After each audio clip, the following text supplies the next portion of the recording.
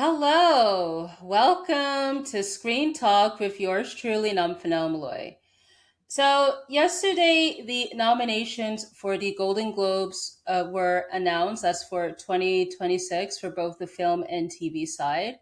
Now, normally I don't cover award shows prior to the Oscars, but given what happened with the nominations ceremony and the nominees themselves, I want to share my thoughts. So let's talk about the nomination ceremony itself. So I watched it live on the CBS News YouTube channel live. And I appreciate first that they revealed all of the nominations live.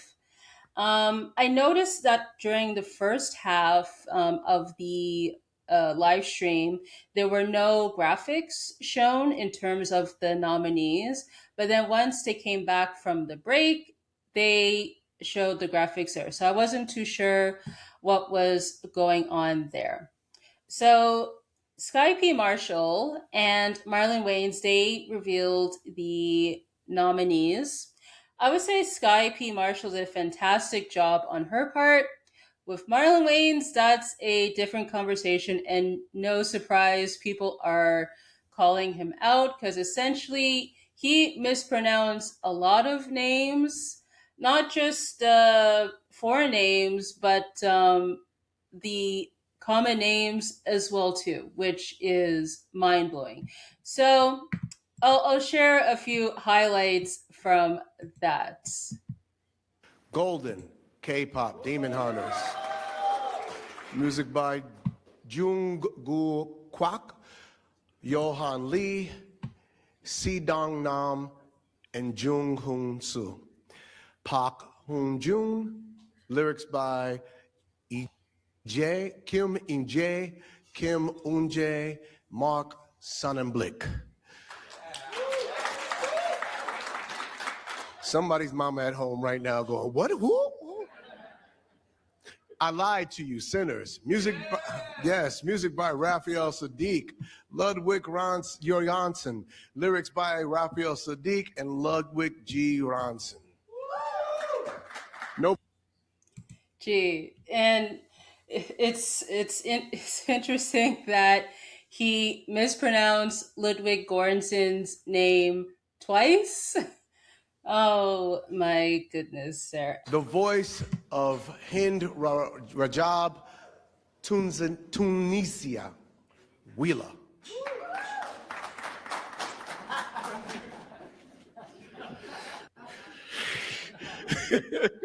I seen him looking at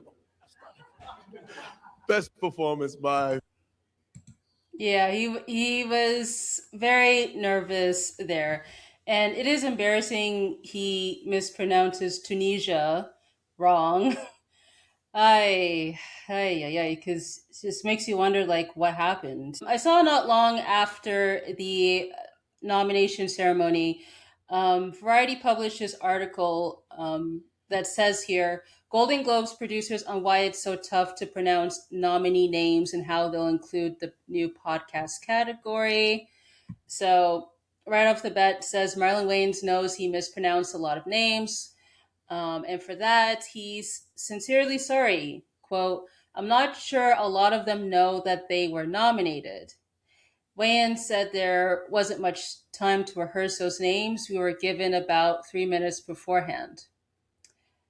So, even if, let's say, he was given that short amount of time, that shouldn't be excuse to why he was unable to pronounce the names correctly. I mean, he could have tried a bit better.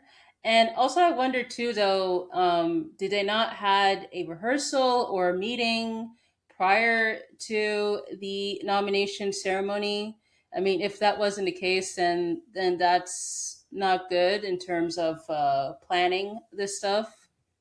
But it also mentions here in the article um, a executive producer of Golden Globes, Glenn Weiss, says, I was sitting there so uneasy thinking to myself, wow, she got some really easy names, referring to Sky P. Marshall, and he got all the hard names together.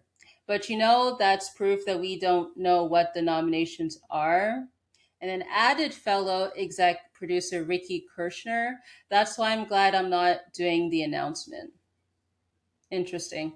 And then Skype Marshall mentions here that she's been practicing pronouncing the names of the contenders leading up to the announcement because she's a film buff. She says, quote, I love the festival season, and so a lot of the buzzworthy projects and creatives were already top on my list as far as my projections because I'm a fan. So when the Golden Globes called to ask me to actually say the nominee names on television, I was extremely nervous. I was terrified, but equally I was excited to see if my projections panned out.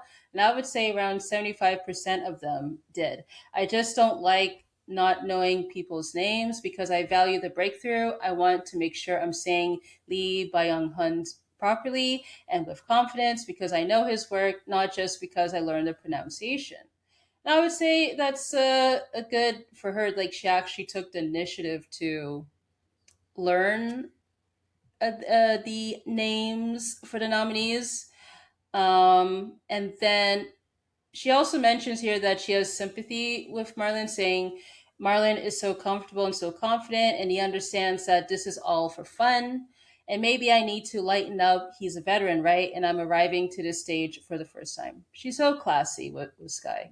Good for her. Sky did a good job at the ceremony. Marlon Wayans, not so much. He could have done better. So let's get on to the nominations themselves. So I find, yeah, it's quite fascinating because a lot of international titles showed up, not just in that category, but also too for the main categories as well too, which is quite fascinating.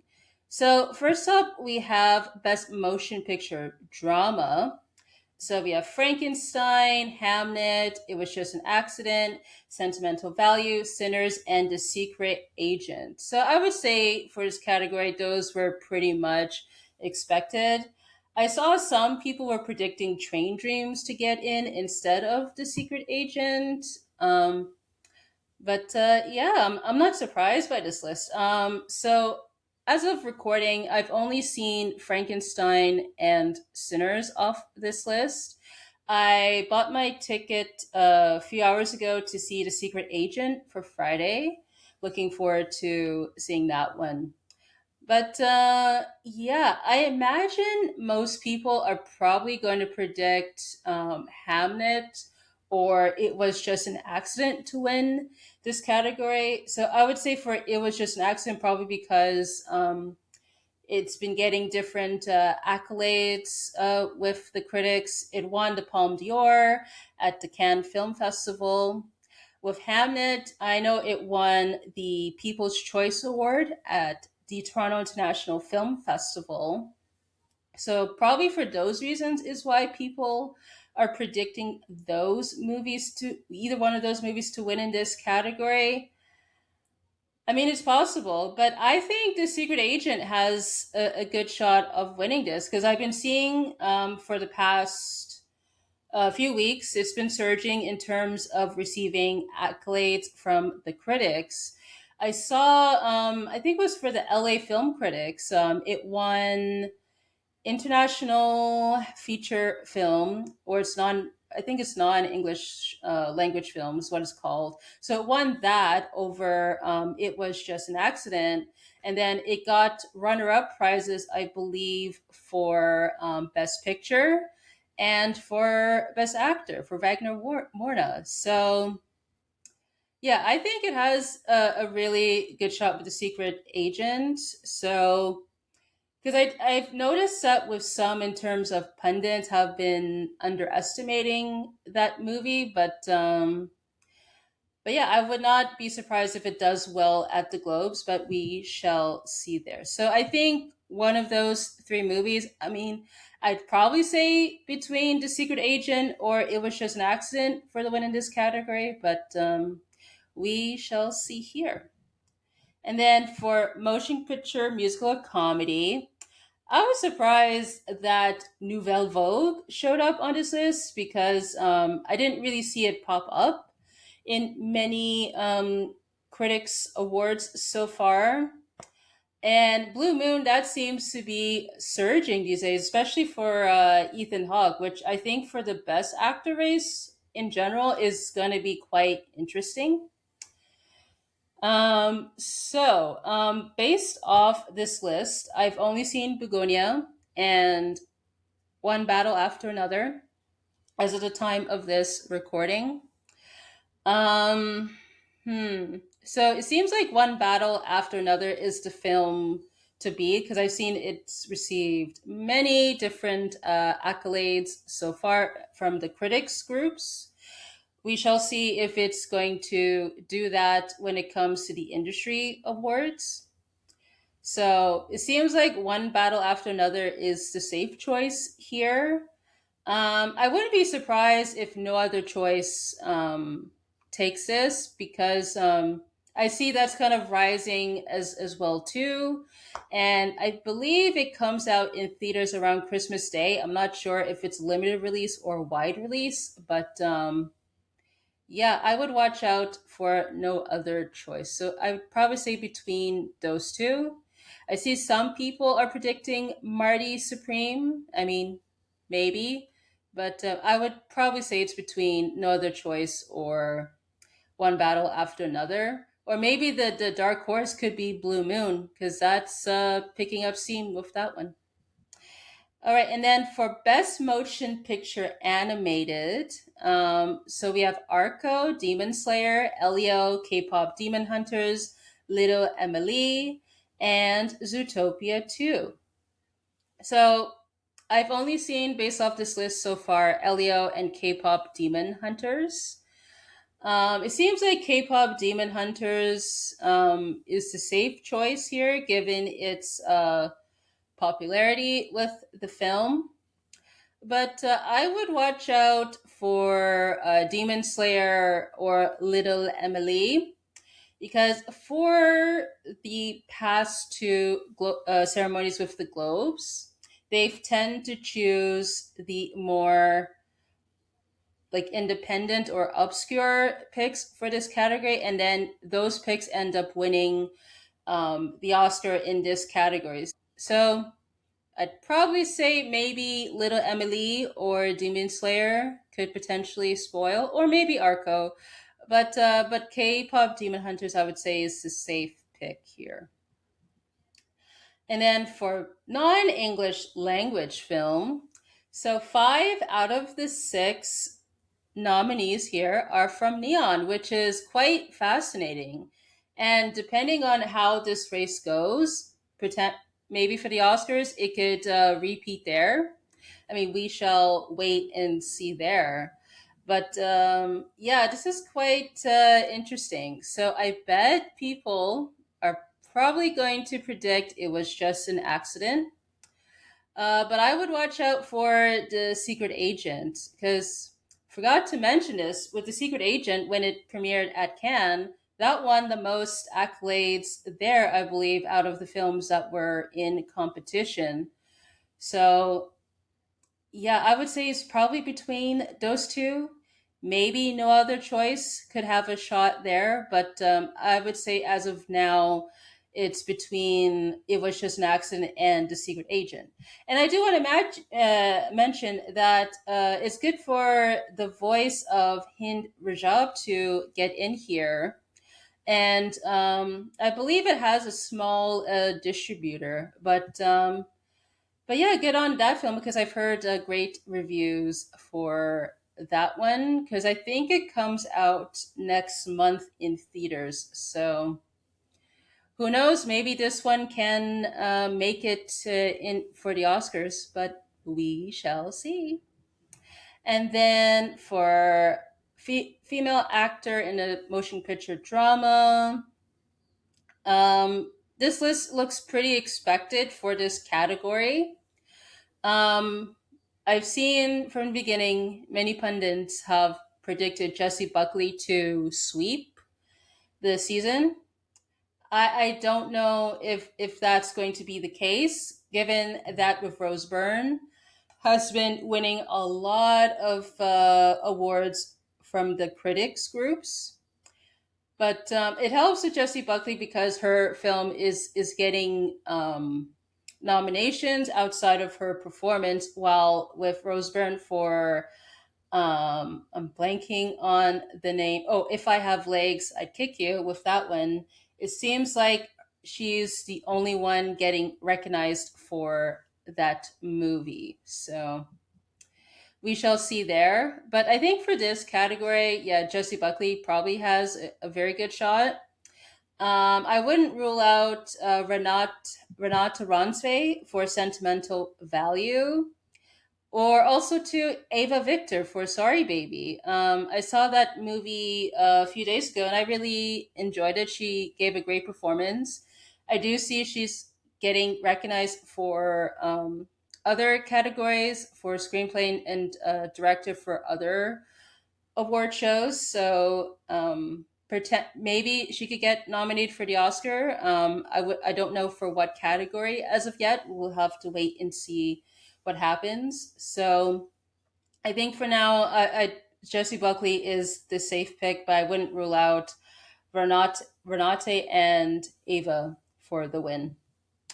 And then for best performance by male actor in motion picture drama, I was surprised that Dwayne Johnson showed up here for the Smashing Machine. In terms of this category, I wasn't too surprised, but then after learning got nominated, I'm like, oh, it's fascinating because it seemed like with the Smashing Machine, when that movie came out in theaters the same time that the Taylor Swift movie came out, it seemed like that movie fizzled out. I do wonder though, had the Taylor Swift film not happened, would the Smashing Machine done better at the box office? Maybe. But I guess good for him for getting nominated, but I don't think he's going to win here.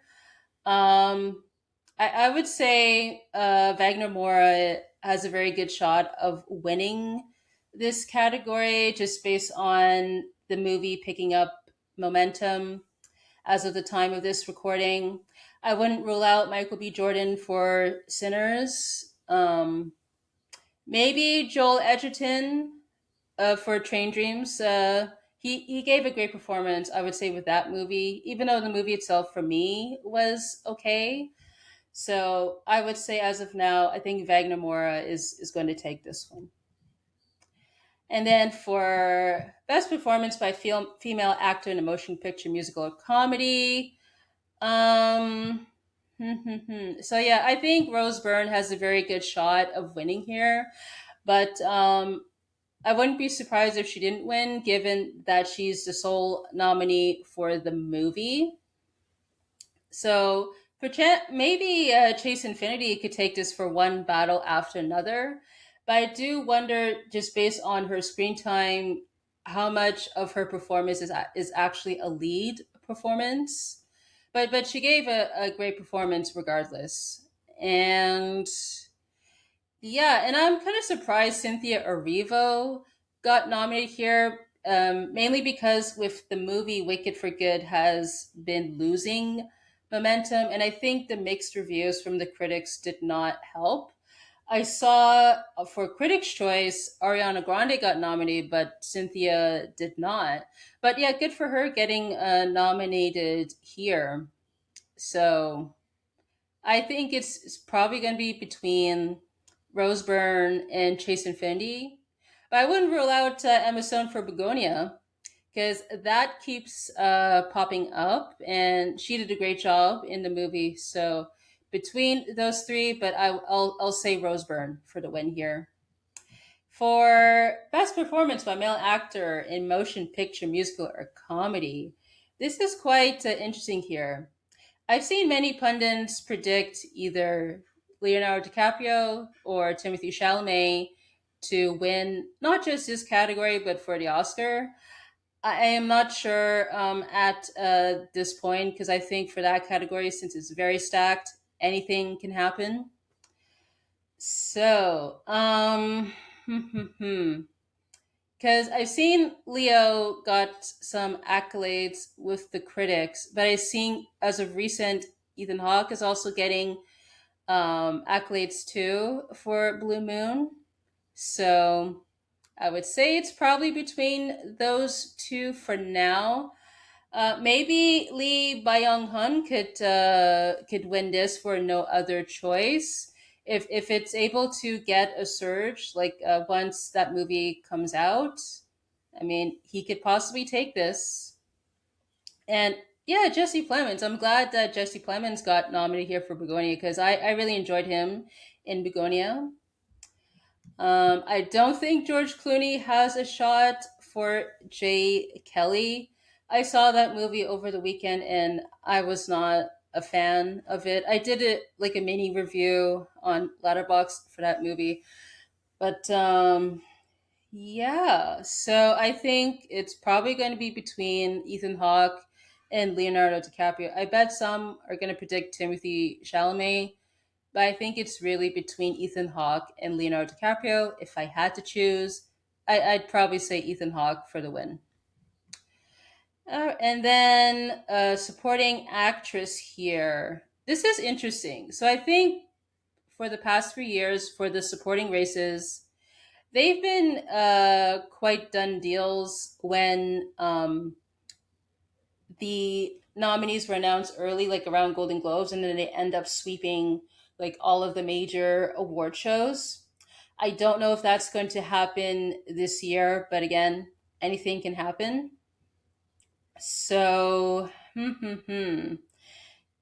probably Tiana Taylor is a safe bet, but I don't know, given how some people find her character to be quite divisive in one battle after another.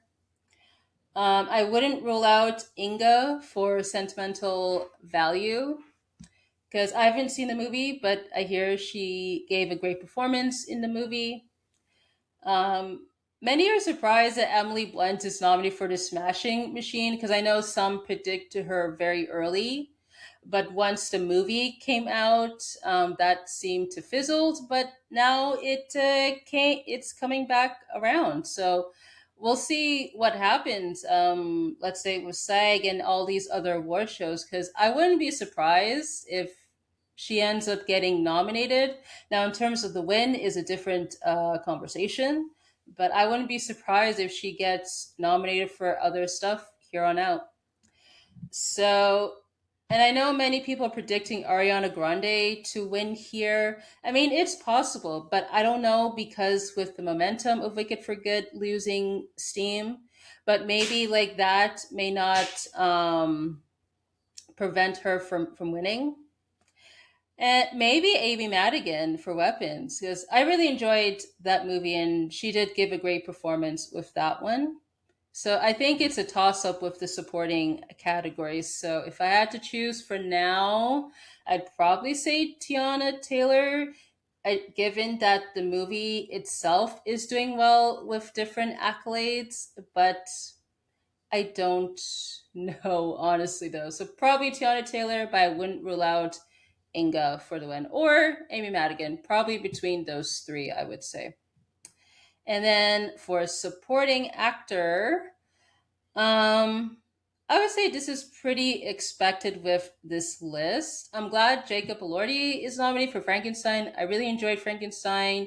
He was one of the highlights for that movie as the creature. And also to Adam Sandler got nominated for Jay Kelly because even though I wasn't a fan of the movie, Adam Sandler was one of the highlights of that movie in terms of his performance. And Benicio del Toro, I would say, did a good job with one battle after another with his performance there. So, and I see he keeps getting a lot of accolades in this category, so potentially he could win this. Or it could go to Stellan Skarsgård for sentimental value because I see he's also getting accolades as well too. So it's probably between those two. If I had to choose, I'd probably say Stellan Skarsgård is probably the safest pick there. But I bet many are gonna say Benicio del Toro. So I would say it's probably between those two. And then for best director, it seems like that's between Jafar Panahi and Paul Thomas Anderson. I bet many are going to predict Paul Thomas Anderson given the performance of the movie so far with these different accolades. But I wouldn't rule out Jafar Panahi given he has the strong narrative and he has been getting a lot of accolades as well too. So if I had to choose, I'd probably say, I don't know. I would say probably Paul Thomas Anderson edges out here, but I wouldn't rule out Jafar Panahi. So between those two. And for screenplay, similar to director between PTA and Panahi, I'll probably say for this one, Panahi for the win here. For original score, this one's interesting. I think it's going to be between One Battle After Another and Sinners. The music for Sinners, I would say, is one of the highlights for me with that movie. So I wouldn't be surprised if Ludwig wins this one. But I wouldn't rule out One Battle After Another, just given the performance of the movie so far. So between those two, or maybe Sarat, maybe that can take this one as a potential spoiler. So probably between those three, I would say for now. And then original song. So I see Wicked has two nominations in this category. And typically, with the nominees here that received, let's say, more than one nomination for the same film, one of the entries ends up winning. With this case, I don't think that's going to happen for Wicked, just given the momentum for that movie declining. So I would say it's between Golden and I Lied to You. Now, with both Sinners and K-pop Demon Hunters, I put those.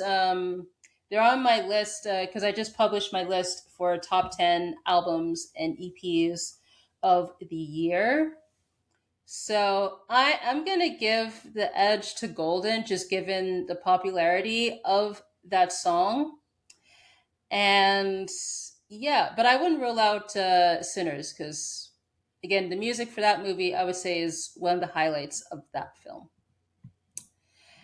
Cinematic box office achievement. This category is so frustrating. So, as I was watching the nominations live, when they announced Avatar as the nominee here, I was confused because this movie has not even come out yet, but yet it's nominated.